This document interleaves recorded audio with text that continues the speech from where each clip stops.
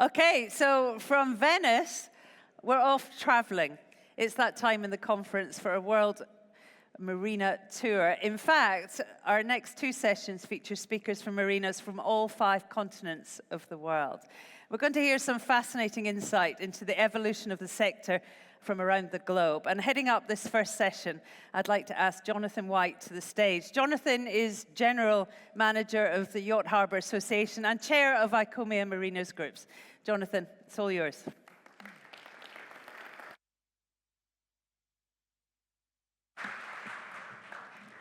Thanks, Shirley, and great to be here. Thanks for the introduction, much appreciated. Could I invite my panel up, please? Because this is the first full panel session. So, yeah, we've got Jean-Michel, Klaus, Francesco, Suzanne, excellent, Kenta, well done, and Ekrem, and Farrokh. Amazing, look at that. So a little round of applause for the panel. Thank you very much. And I think you can relax. We'll relax for a moment. And so if you take a seat, super. And as Shirley said, we're going to take a little look at what's happening around the world in terms of marinas. And before I start, I would like to thank everyone for all the work they put into their presentations. And you know how long you've got for your presentations. So we're all under the cosh because we're the group before lunch. So right, there's our list of speakers. I'll let them introduce themselves separately. So before we do, can I click? Here we go. So this is our panel. I'll let them introduce themselves, as I say. And let's have a look. So these are the areas of the world that we're covering. And following lunch, we've got another session where Frank Kugelmeyer is going to actually cover North America. So we're covering sort of most of the developed leisure boating nations outside of North America in this session. So, without further ado, Jean-Michel, if you'd like to come and you can either take it from there if you like, or from here, entirely up to you. It seems to be Adriatic first. Yeah, go for it. Yeah. So I've got the clicker, so I'm going to hand it across. It's Adriatic first. I will talk about Europe. No. We got the order wrong. It's my fault. We're talking about the Adriatic first, aren't we? Awesome. Yeah. Okay. Well, that is in context, isn't it? Is where we are. So, Francesco, would you like? Yes, please. Yeah. There we go. The stage is yours. Thank you so much. Hi. Good morning, everyone, and thanks to ICOMIA for the invitation. My name is Francesco di Cesare. I'm the founder of Risposte Turismo, which is a research and consulting company based in Venice and working throughout Italy and internationally. And we also launch and organize, among other activities, the Adriatic Sea Forum, which is a biennial event dedicated to maritime tourism in the region. And I'm here to provide you a very brief overview of how Adriatic is already a well-established destination for boating with really positive prospects. And let's start with the supply side.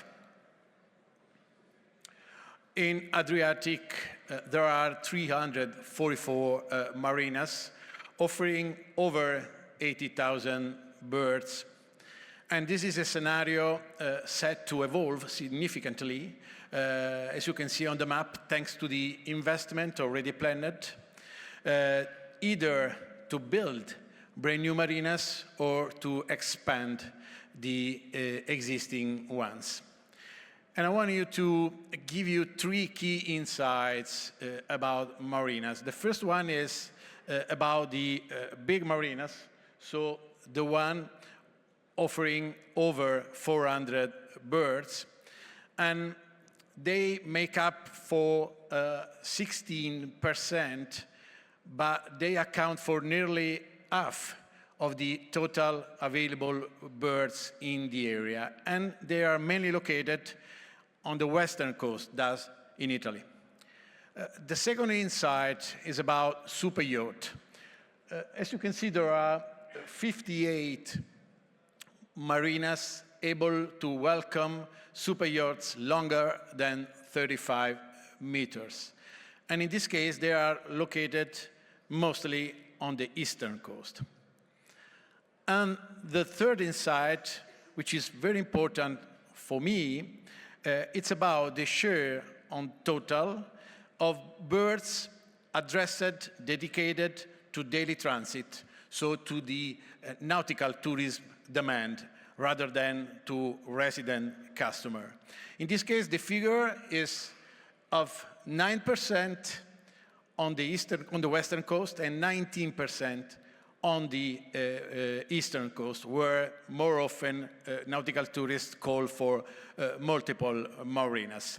And this allowed me to say that there is really room to improve on this side, try to addressing more and more investment toward the tourist component of the overall demand. And speaking about tourism, speaking about nautical tourism, Risposte Turismo is the first and until now the only source which estimate how many nautical tourism movements have been registered or are being registered in the Adriatic.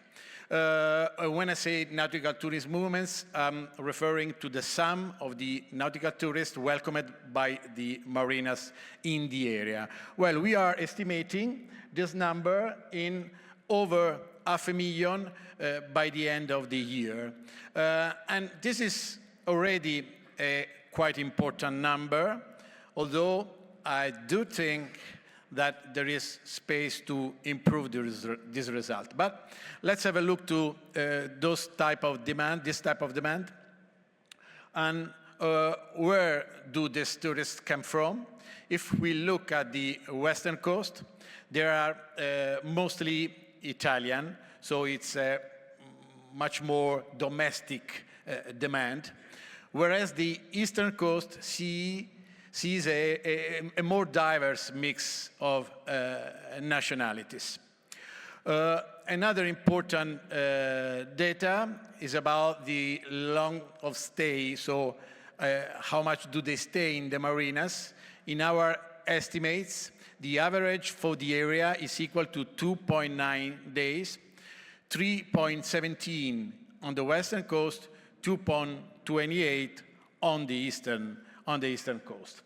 And seasonality plays a role, of course, as the 3 summer months account for nearly 2/3 of the total during the year. And if this result can be already considered as relevant, is thanks, of course, to the work done by the marinas, but it's also thanks to the work done by the charter companies. And this is my very last slide.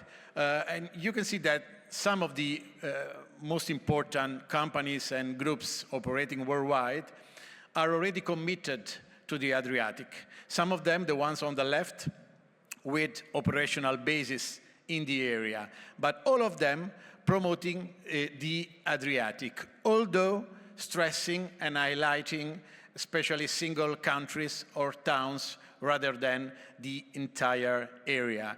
And so, and I want to conclude it with this, I think that we should, as a community, as an industry, ensure a stronger investment on the area and on the entire Adriatic, trying to support the brand Adriatic rather than considering it just a collection of countries and towns. And I think that in this way, in the end, the Adriatic may take an even better role in the global nautical tourism map. Thank you so much.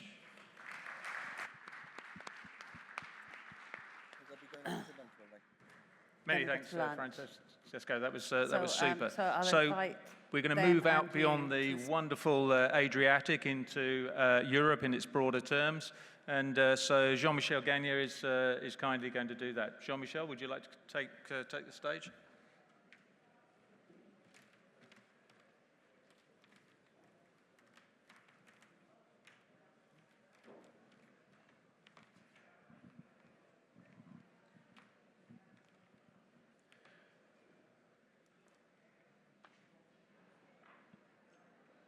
Good afternoon, everyone. I'm going to give you an overview of the European market. Of course, it will be a global vision since every country is different, but it would have been a lace work to present each country. So globally, Europe is a mosaic of contrast and diversity. It's a small continent, but we have 40 different countries. We have about 20 different main languages. And of course, despite European Union directives, we have different rules and regulations in the countries. And of course, we just have 27 countries inside the EU. We have 70,000 kilometers of coastline, 27,000 kilometers of navigable inland waterways and lakes, 80,000 square kilometers of lakes, 4,500 marinas, more than 1.75 million berths, yes, and over 6 million boats.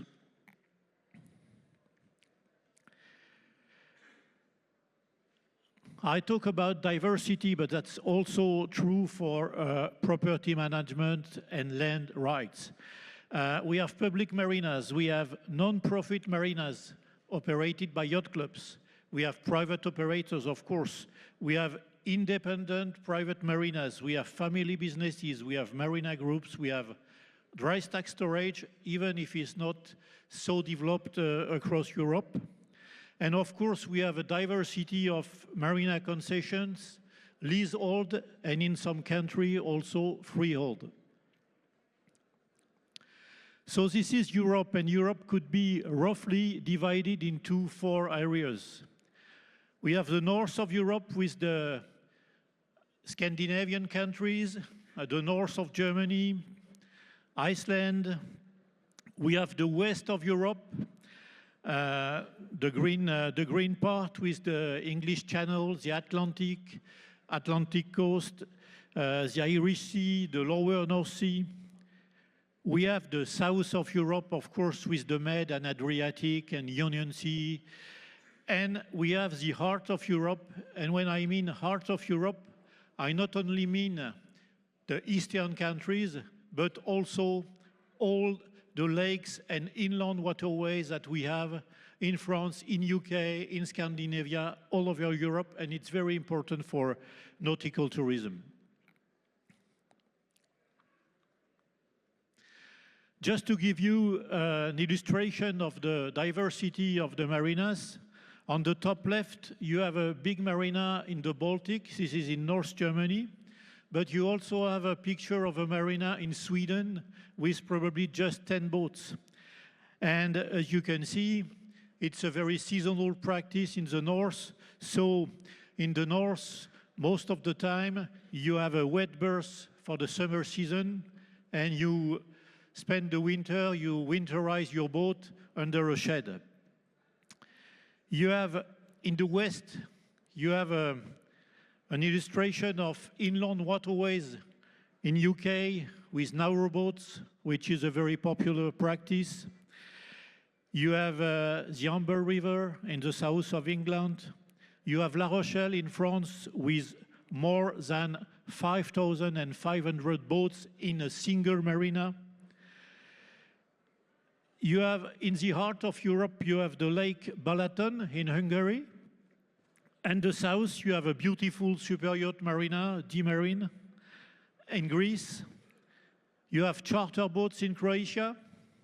And you have also some dry stack storage, even if it's not so developed in Europe. We have dry stack storage facilities here and there. We have pretty much in UK, but this is not a very common practice in Europe, and you can refer to an article I wrote in Marina World 2 years ago saying that convenience is not a European value. This is one of the reasons. So where do the customers come from? Roughly, and to go fast, the customers in the north of Europe, in the west of Europe, mainly are regional, national customers. In the heart of Europe, of course, the charter operations is also developed on the canals and rivers, so there are customers coming from different countries. But obviously, the market, the European market is south-centric. The European market is south-centric. It means that the main development today is in the Mediterranean, in the Adriatic, as it's been mentioned. And in these countries, so the European marina market is a major market. Just remember that the first marina in Europe have been completed 50 to 60 years ago, while most of the marina are now 40 years old. So it's time for marina rejuvenation, expansion, redesign on existing sites. Of course, available spots for new marina development are very subject today to restrictive coastal planning, and it's more and more difficult to find sites to develop new marinas. So the new projects are scarce. We had a good example this morning given by Roberto Perocchio in Italy, but except in the south of Europe, where there are still marina developments, in Greece, a few ones in Italy, in Spain, in Turkey, and in new grounds like Montenegro and Albania.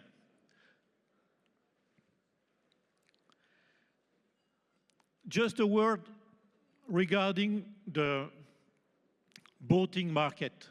Of course, we all know that on a global situation, on the European market, the boating market is soft, even a little bit depressed, unfortunately. The new boat sales are shrinking, especially for the boats below 35 feet. But we have positive signs. The second-hand market and the brokerage is still very sustained.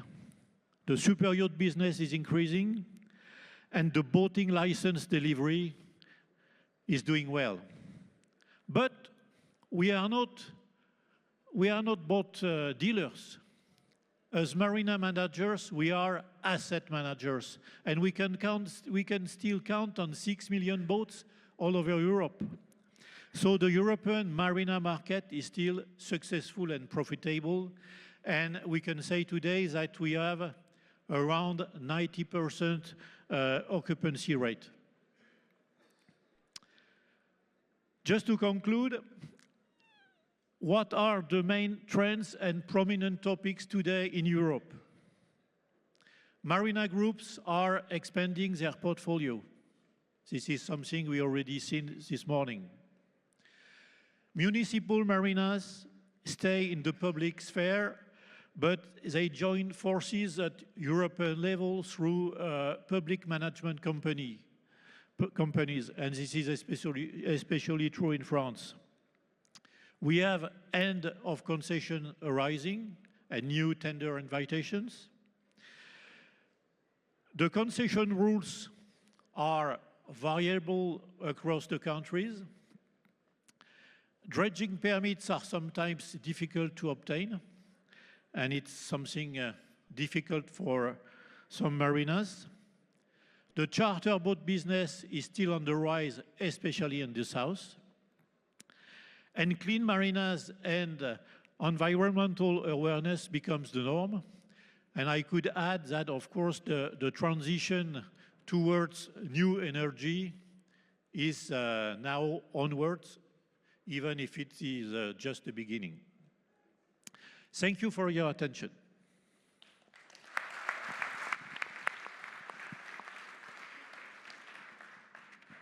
Lovely. Thank you, Jean-Michel, for that whistle-stop throughout Europe. So now we're going to move on to Asia and start off with Farrokh, hopefully. You're there, are you? Which implement would you like, Farrokh? I'll go this way. You go that one. Yeah, fine. Great, thank you. Good afternoon. My name is Farrokh Golchin. I'm here representing the Marine Association based in Dubai. We registered officially about 5 years ago. I have founding members in the room. We have Fabiana here. I'm not sure if Hamza has arrived yet, but he will arrive. And our current chairman, Wyndham Tops from Red Sea Global, is here. So we've got good representation. We're now 120 members and growing nicely. So thank you for this opportunity, and I'll start. So, data is not our strong point in our part of the world. So I'll talk about trends and what we see as the industry happening. What we do see is a great commitment to growth of world-class marinas, high-end opportunities for marinas to develop. We have our key drivers are UAE and Saudi Arabia at the moment, but we do realize we do need the whole coastline of the Arabian Peninsula to work together. So KSA is moving very rapidly. Oman is stepping up. So we do have some very high-end marinas coming in over the next 3 to 5 years. Now, UAE currently leads with about 36 marinas, covering from small vessels right up to 160, 180 meter vessels and facilities to suit. We don't have a shortage of power because they're all built to facilitate and service these vessels. You may not know it, but Kuwait has got the highest numbers of vessels in our region. And they lack infrastructure investment, which is now coming online. Oman is lagging very much behind, which is now improving. Qatar is still not moving, but the rest of the market is moving quite nicely. And everybody talks about iconic marinas. We try and out-iconic the previous iconic marina. And there's a good race on this, and the term is becoming very difficult to pin on a certain marina. 4,500 kilometer coastline, very much underdeveloped, and very much in focus of the various governments to bring in marine tourists, which they now are planning not only on the seaside, but also on the land side to facilitate. For example, Saudi's 2030 vision is about 1 million marine tourists by 2030. So those are the challenges they have set themselves, and those are the infrastructure they're investing in to achieve those targets. Regulation is difficult to navigate. It's not the easiest place, but the government realizes, and it's cutting those red tapes very rapidly. A simple example was a few years ago, if you arrived in a super yacht into Dubai, you had to go to a port, wait until somebody comes and checks you in, checks your immigration and etc., and then go to your berth. Not now. You arrive at your berth, 2 o'clock in the morning, customs will come, do the immigration at berth. So those were the changes that were possible because of the association, because of the work of the marinas, and the government is listening. So those are helping a lot. Now, we expect 30% growth in birth rates over the next 5 years. That is a very, very rapid improvement on what there is, but all these projects are now live and under construction. These are not just plans, these are actual berths being constructed. As you can see, we do position ourselves in the region to compete with the Caribbean as a winter option. And that's our target, to get there within the next 5 to 10 years, to be a viable option so people come right instead of going left. So here is some data, if anybody's interested. The key thing is that the development pace is rapidly picking up and across the entire Arabian Peninsula. That will develop a nice cruising proposition.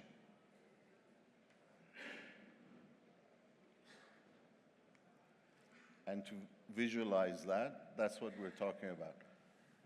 Up on right, we have Jordan, and then all the way down the Red Sea coast. Then the red one is Yemen, which is nothing's happening there.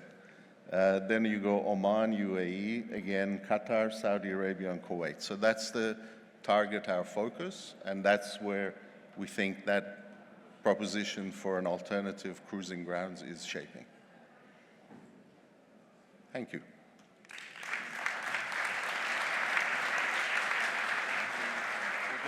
Yeah.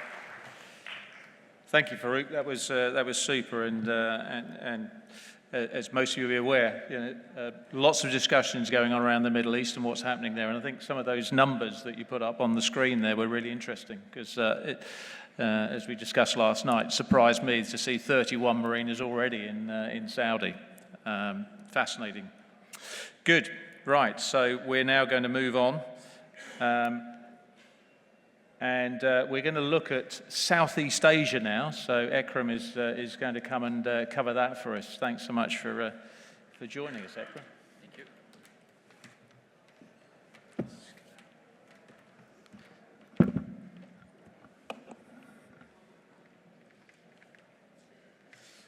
Good afternoon, everybody. I'm trying to, in 5 minutes, present you the market in Southeast Asia, which is one of the most fast-growing and promising market in the world. My name is Ekrem Reyhancioglu. I manage the operations for Puralu Marine in Asia Pacific. I'm based in Indonesia, Bali. And also, I'm part of the Asia Working Group for ICOMIA, where we support and push the development of the industry in the region. So, before talking about the marina market, I think it's important to give you some figures, facts and figures about the playground of the market. So, in terms of population, we are talking about 700 million people in Southeast Asia, which is more or less the same size as Europe. If we talk about Asia as a general, it's half of the world population. That just gives you an idea of the size of the market we are talking about. Few other figures that will give you more insight is the number of islands. Just Indonesia and Philippines count for more than 25,000 islands. Beside this, the region has twice the length of coastlines of Europe. And also, very important, the number of tourism is growing year after year. In terms of quantity, but also in terms of quality, and I'm thinking especially about the luxurious tourism. That's, sorry, excuse me, it went a bit too fast.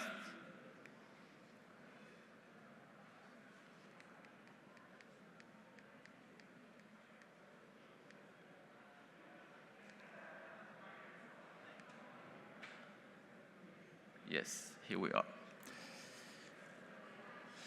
The last point is to give you an overview about, of course, from economical point of view, where stands the market. As you know, Asia and Southeast Asia is one of the most dynamic region with the highest GDP growth, but also, it was mentioned this morning, it's attracting and creating one of the most or highest growth in terms of ultra net high worth individuals, which is very important for our market.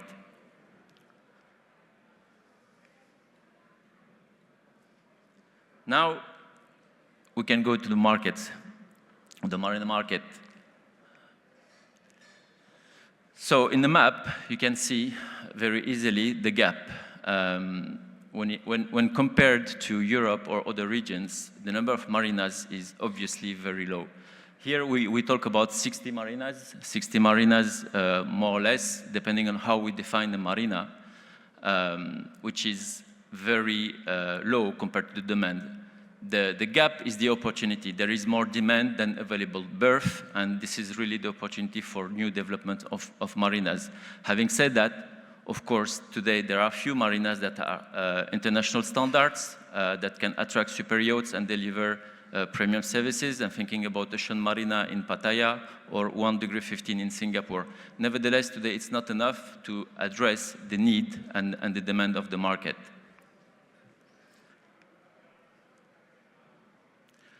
We cannot talk about marinas if we don't talk about super yachts, and thanks to the great work done by the Super Yacht Times, who are able to have data today about the super yacht market in Southeast Asia. One important data is that between 22 and 24, the growth of the visiting super yachts into the region grew by 42%, which is more than 500 super yachts per year, and we expect it to grow over 600 in 2025 by end of this year. Very important is the geography and the strategic location of this region. Southeast Asia is at the crossroad of east-west, north-east, is the gateway to go from Australia, New Zealand to the Middle East, to the Med, or the other side, and also from the cruising grounds from Japan up to Phuket to Bali.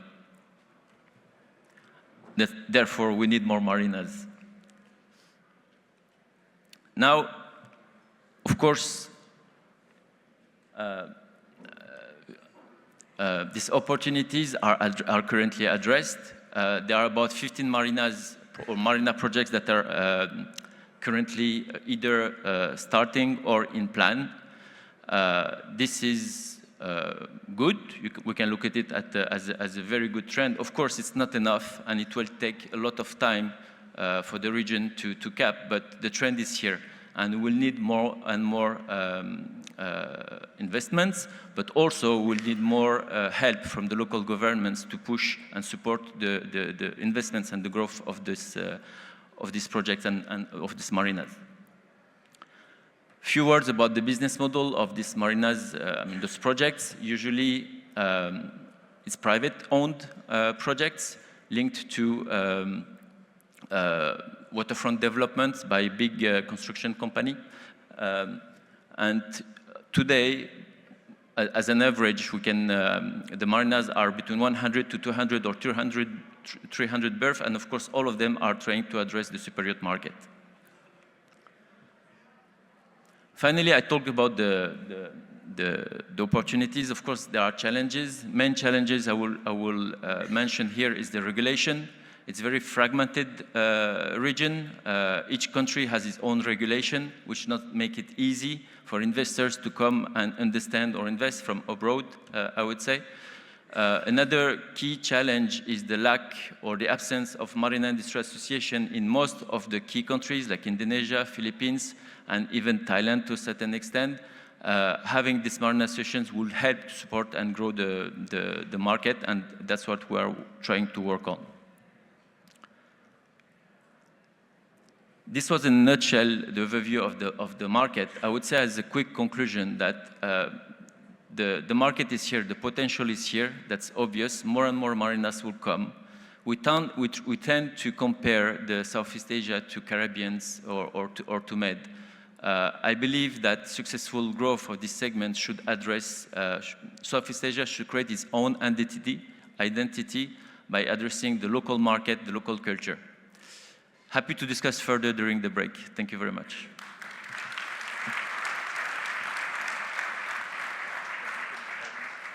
Yeah, no, it's good, Ekrem, well done. Thank you. Thank you, and now we're going to look at, across at the Japanese market, and Kenta, would you like to take to the stage? Yeah, well, you are on the stage, but this part of it anyway. So this is, yeah. okay. Good. Hi, good afternoon. My name is Kenta Inaba from Japan. I think many people know Japan, sushi and manga. So culture-wise, everybody know, but I think many people here in this conference know about Japan's marine industry. So just want to explain that.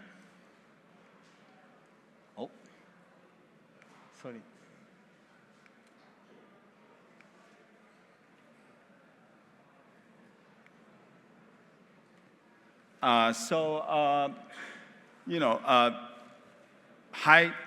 Highlights of fact of Japan. Japan is still world number 4 biggest country in GDP, and population is 125 million.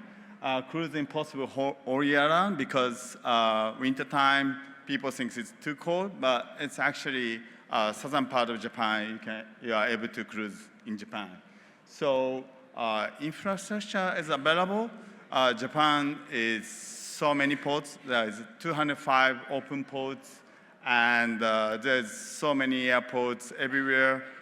We have 47 prefectures, and every prefecture has at least 2 airports, so very accessible from the air, and from the air also train, bullet train, Japan. So there's a small country, but there's so many infrastructures is available to access from everywhere in the world.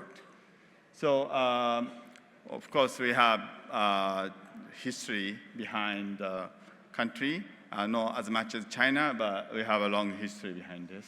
And rich food culture, as I said, sushi and stuff. So now Japan is, tourism is booming because the currency dropped 50% since 2003.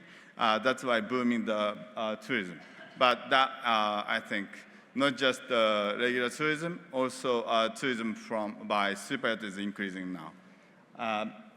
So one motor yacht A, so in the last picture, visited Japan in 2008, and then within the 6 months, motor A visited 66 ports. So almost every three days, the motor A moving. Originally planned only 2 weeks. So, but owner loved Japan. Unfortunately, I think they are no longer able to come to Japan at this moment. But like that explains how Japan is a good destination for the yacht owners. So this is some of the picture, and current landscape. It's so many, but like number of pleasure boat, I think not so many people know, but Japan is still 190,000, no, it's like 340,000 pleasure boat used to be, but now only like 190,000. Huge decrease past 20 years. Because of the population decrease, and then the problem was Japanese population decrease also not allowed to foreigner to own a vessel in Japan. So that's a problem in Japan right now. But the good news is the number of super yachts visiting Japan is increasing. And owner loves Japan, as I explained it, and the CIQ regulation has been hugely eased off past 3 years. So used to be all captain came to Japan, had a headache, but now everyone happy more than before. So that's good news. and government also supporting this industry. So now easy regulation is one thing, and now we have a marinas, but there's marinas built in 90s, 80s, 90s. So size of the boat able to have in the marina is up to like 80 feet. So these days, pleasure boats are getting bigger and bigger, so we need to have bigger marina, bigger berths. So I'm asking government to convert commercial port to the marinas. So this is the number, good thing is right-hand size. Number of super visiting Japan is increasing. This is up to 2019. But like during COVID, of course, it's declined. But now it came back, so 2025, it's more than 2019. And the right-hand side, I explained it, number of local boats is down. So strengths, weakness, it's a SWOT analysis. I don't want to explain every single sentence, but it's a huge opportunity. And of course, there's a bad news about population and hard to have ownership of the boating, but government trying to change. We as an industry try to promote more about like Japan, boating and stuff. So I think we have a better future. That's what I see right now. So this is one of the regulation is the CIQ regulation. Used to be when a super yacht visited Japan, every single port, captain and the guests and the crew need to do the CIQ process. Now, once you clear into Japan, you don't have to do a CIQ process until you clear to Japan. So that's big process, big progress. So, upgrade docks and marinas for big boats and super yachts is happening right now. So you may have maybe Kobe, the super marina is coming in 2026. I'm a part of shareholder, and the good thing, we'll host Asia Super Yacht Summit in next year. Thanks for Super Yacht Times. So I think many eyes on Japan right now, and we are investing money into this business. So that's good news. I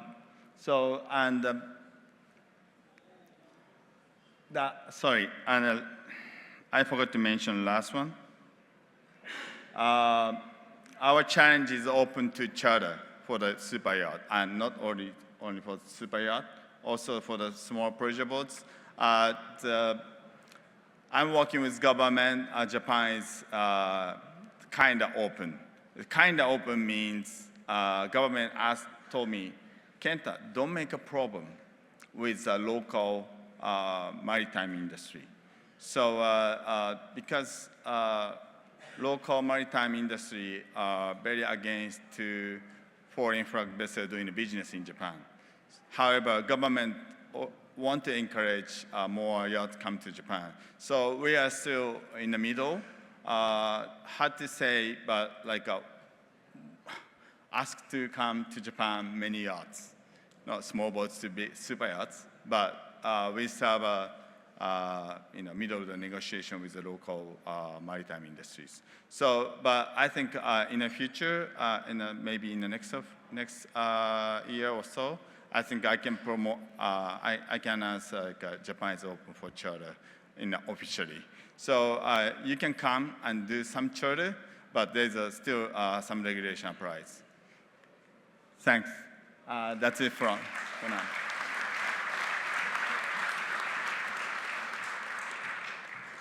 Thank you for that, Kenta. That was another fascinating insight.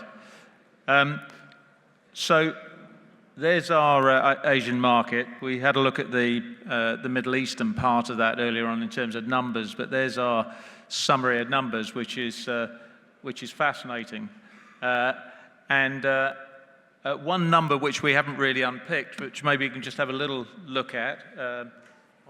Hopefully this mic's also working. Yes, it is. And we've got Michael Duck from Informa Group here. Mike, we see you got one as well. But I was just going to ask you for a little insight into that big number up there, the Marina clubs in. Well, first of all, what's a Marina club, and secondly, it's a big number, isn't it? 140 there in China. Well, let me just give you a little bit of background in terms of our company and what we do. In former markets, we are owners of Miami Beach, Palm Beach, Fort Lauderdale Boat Show, Monaco Yacht Show, Sea Trade Cruise, and in China, the China International Boat Show. And China International Boat Show has been in Shanghai for close to 30 years. And in that time, I've been involved with the show. It has gone through many different cycles because China has gone through many different cycles in terms of politics as well as economics. But the economics, everybody in this room knows how much that China has grown phenomenally and the role that it plays in Asia today compared to what it did 30 years ago. So I'm very excited that ICOMIA will be in Shanghai next year. I hope that's not a secret. In 2 years' time, sorry, in 2027. So to show how much that the opportunity is in China, the opportunity for you all to be able to partake in the growth of the economic market and also that of boating and marinas in China. Don't forget, Hong Kong is part of China, one country, two systems. And there are many smaller marinas and some new ones coming up as well. Macau is also a one country, two system, part of China too. So this is a challenge to everybody here as to how to participate and partake in the Chinese market. That's fascinating. Thanks so much for that, Michael. Appreciate it. Okay. And wish we could stay longer on that subject. I'm sure we'll get the opportunity at some point. It's just the 42 slides, is it? Okay. Super. Thank you so much. Okay. And so we're going to move on to Australia and New Zealand with you, Suzanne. Thanks for joining us. Thank you. Yeah, to walk this way.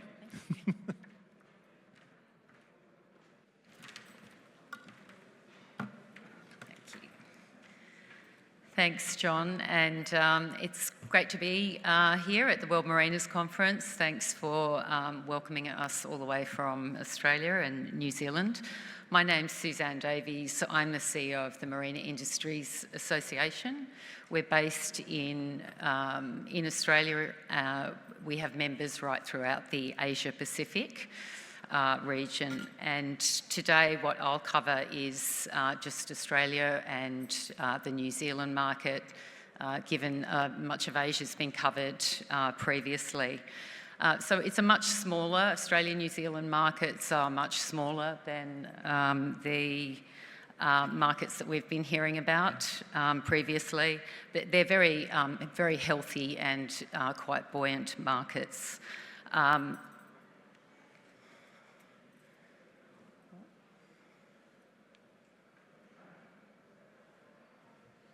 Going the wrong way?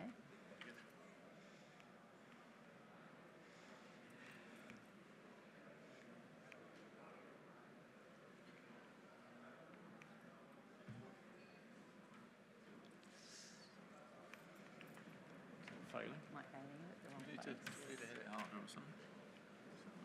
There we go. Oh, thanks. Sorry about that. Yes, but the two markets share some really similar characteristics. We collect data, and we're very proud of the data that we've been collecting from the region. We've been collecting Australian data for well over a decade now, and so we have some really great consistent trends. The information I'll give you today is 2023 statistics. Our 2025 surveys are just in field right now. So we'll have 2025 data to share very soon. New Zealand joined the survey last year, so we're now producing exactly the same data from New Zealand. So it's really nice to be able to have that comparison. In terms of the two markets, as I said, they're very similar in their characteristics. New Zealand is around about 20 to 25% of the size of Australia, but it's pretty safe to talk about the characteristics of the market together. In terms of the business performance, we can see here that Australia, in terms of the size of the market, Australia has just under 300 marinas. We call a marina anything that has more than 20 berths and that is professionally managed by a management team, or is a boatyard. New Zealand has just under 60 marinas that qualify under that definition. Australia's marinas are smaller in size. Our average size is about 180 boat storage spaces, and New Zealand is about 270 boat storage spaces. So as two nations, we're quite competitive, so I'm sure Phil Wardale from New Zealand will be delighted that they exceed our average berth size by about 100. They also exceed our survey data. The data that you're seeing here today is actually pretty comprehensive. So participation is about 40% of the industry, so it's really very highly reliable data. But out of New Zealand, they managed to get about 70% participation in the survey, which is pretty phenomenal for an industry survey. But you can see there the performance of the marinas is very similar. The marinas generally turn over about $2.5 million, just over $2.5 million. They're in their respective currencies, but there's not a great deal of difference between the currencies. And they're both sitting at about 86% occupancy. I suspect that we will see that increase for 2025 out of Australia. We had a conference in New Zealand recently. That market's not quite as buoyant as Australia, just due to the economic circumstances between the two countries. The ownership models are very similar also across the two nations. So most of the marinas are predominantly privately owned. We have around about 20 to 25% are not-for-profit clubs, and about 10% are government-owned. We don't have a huge prevalence of marina groups as yet. There's some smaller groups around. Dalbora is probably the biggest group in Australia, and that's about 15 marinas now. And I think there's probably more of that consolidation on the way, but we don't see a lot of it just yet.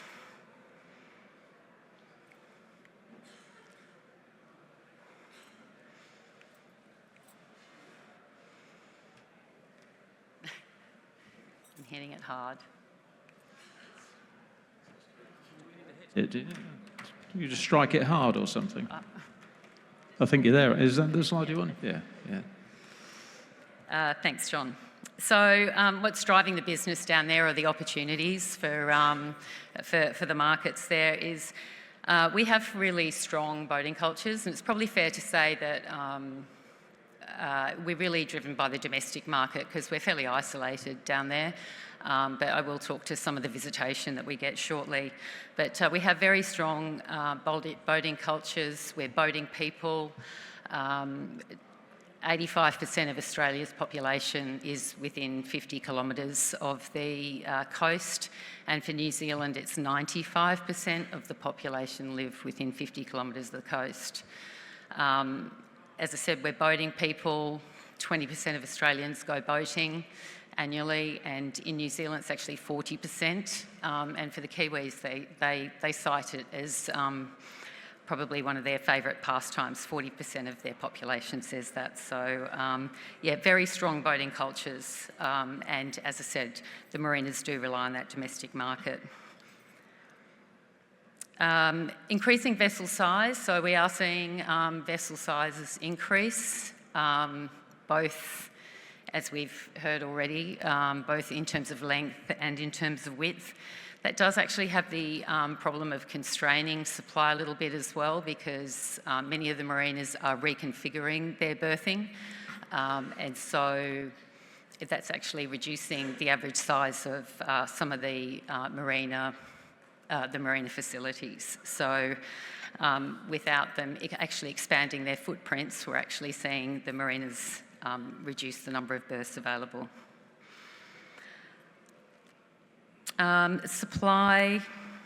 Constrained supply is really driven by our complex environmental and cultural planning regimes. We've heard that already today. Australia is a federation of 7 states and territories, which means we have at least 7 different laws governing development in our countries. It's a little bit like talking about Europe in some ways. And even within that, we have many other planning regulators within that. So I think it's pretty much the same for New Zealand. It's a very complex setup, it's expensive, it's slow, and it's a real inhibitor to investment. We are seeing some increased supply come in.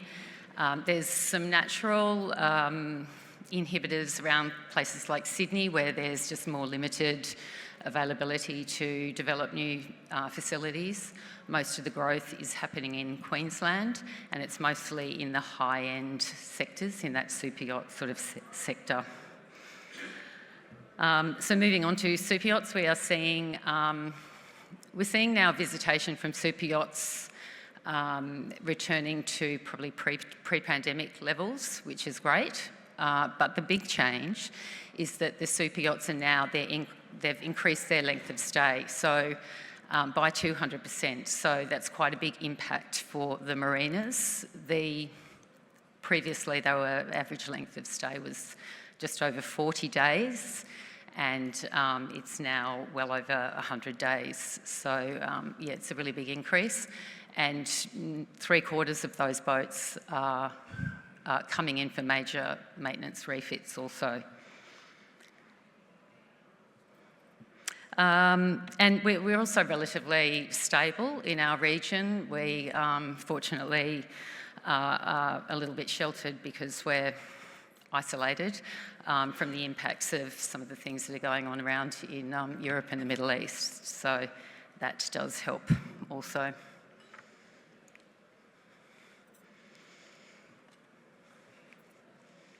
I am hitting it. It's really... I think it's just oh, there slow. we go. You're okay. It's just slow. Yeah. So we're much smaller economies, obviously, than many of the economies that we'll talk about here today. Australia's economy is about $2 trillion. The marina sector accounts for $2.24 million, provides that economic contribution.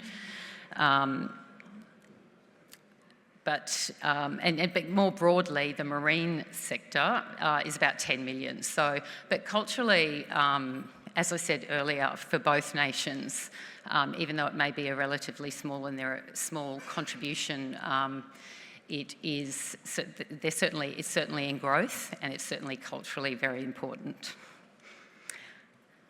And it's providing increasingly increased employment for both economies also, particularly in that whole refit sector, because Australia is quite competitive, as is New Zealand, in its refit. Just our currencies are favourable for that, so we do see a lot of boats now making their way down to Australia and New Zealand for their maintenance works.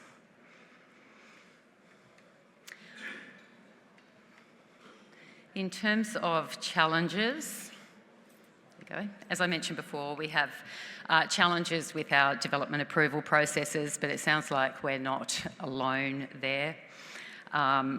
We do have some challenges around insurance, and that's not just the increasing costs of insurance that we're seeing globally, but it can be quite challenging for some of our marinas, particularly those north of the 26th parallel, which is just... it's actually at about Mackay, if your Australian geography is any good, but which is about halfway up the country. So those marinas find it very difficult to find insurance. Some of them are self-insuring, some of them have very big excesses or some very strict conditions around their insurance. So that's a challenge. And also we're finding skilled workers are a challenge. We're small populations, and we find it challenging to retain or recruit and retain workers. So there is a lot of looking to overseas into Asia. And I think we will talk about a little more about that on Friday in another panel. So, and that's about the end of my presentation. So hopefully we'll have time for questions later. Thank you. Thank you, Suzanne. Brilliant. Excellent, and well, thanks for that. And our last presenter is Klaus Peters, who's going to just a short hop across a very large ocean to look at South and Central America. Klaus, is that? Yes. I think we have. Hopefully, this has woken up now. This, give it a go. Good afternoon. Oops. Yeah. I'm Klaus Peters. The name is German, but I'm Brazilian, born and raised. And I'm going to speak about South and Central America. And I'd like to take this opportunity to thank Alberto and Roberto for hosting this great event here and giving us an opportunity to show a little bit of South America, the most exciting market in the world. I'm going to prove that now. So, just where is South America? A lot of people don't know. Most of the presenters that preceded me, they just showed the map of the region. I have to show the whole world so you know where South America is. So that's Brazil, and in South America, Brazil, and thanks to our Portuguese friends, is the only Portuguese-speaking country in Latin America. All other countries were colonized by Spanish, and it makes a huge difference. So, and then some of the presenters already showed this data here, and talking about data, when it comes to boating, we have very few data about boating, but when it comes to GDP, I think it's pretty accurate. And I like to use the PPP. The bubbles you see is the global, the country GDP, and in the graph we see the GDP per capita, all in PPP, the purchasing power parity. It's very important because we may make less money, but things are also cheaper. So you have to take this into perspective when you look at a market. And the reason I use this a lot in South America is because, with the exception of Colombia, Venezuela, and Ecuador, and maybe Peru, all other countries rely very much on their domestic market because we don't have visitors. We don't have many, or I don't know of any European that have a boat in South America, whereas I know a lot of Brazilians that have their boats here in the Med and the Caribbean.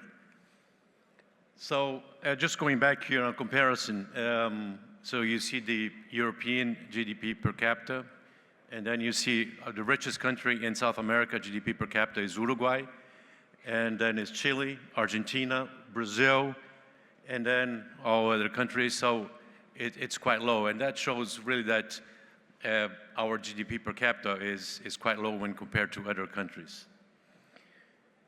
And here we talk, going back to the data, you know, how many boats, how many berths are there in Brazil, how many marinas? And that's something that at ICOMIA we're trying to define. What is a marina? Because is any place that has boats, slips, is that a marina, or what can we call a marina? So instead of talking about the number of marinas, we're going to talk about the number of slips. And these are official numbers. So these are slips that are actually licensed. So we have a lot of marinas in Brazil that are not licensed, and still they represent a competition. And so you see, by far, Brazil is the one country that has the most slips, followed by Argentina, Chile, Uruguay, Colombia. And in the last place here, we have Peru, and thanks to Dan, they're improving. I think they're gonna go up the ladder a little bit. He has a very nice project that we're going to show soon. And here is something very interesting, is the gap between supply and demand. This gap shows how much sales grow and how much the supply of new berths grow every year. And this gap is growing. And then I can show you in Brazil. In Brazil, I look at those numbers, and those are registrations. This number is supplied by our Navy. And you see that the total, and also have the GDP per capita, and you can see that the total number really follows the GDP. And if you take just the last 5 years, Brazil has produced, in average, 2,000 what I call marinable boats. So boats above 8 meters. So that represents 2 times 5, that's 10,000. And I don't know if we produced close to 500 new berths in those 5 years. So that puts a lot of pressure on supply. And obviously the rates, they go up accordingly. And here's one interesting thing. Brazil is the only country in South America that has European boat builders. We have presently Ferretti, we have Azimut, we have Cesare. In the past, we have had Beneteau, Cranky, and Bayliner from the US. And another interesting thing here is I have another graph that shows how the convergence of smaller boats in percentage-wise are being sold less, and bigger boats percentage-wise, they're growing. So there's a convergence of those two graphs, those two lines, those two curves. And here's a hotspot map. Where's the action happening? So in Brazil, it's in the northeast and in the southeast, and we have some things happening in the interior, freshwater marinas, because of the agribusiness. This has been a very important area because we have a lot of reservoirs. That's how we generate our power in Brazil, is mostly by clean source. Up in Colombia, we also have, close to Cartagena, we have a hot spot. And then in Peru. And then not so hot is Argentina and Chile. Argentina is Argentina and Uruguay because you have the delta of the Plata River. And then we go to, what is really happening, what's standing out.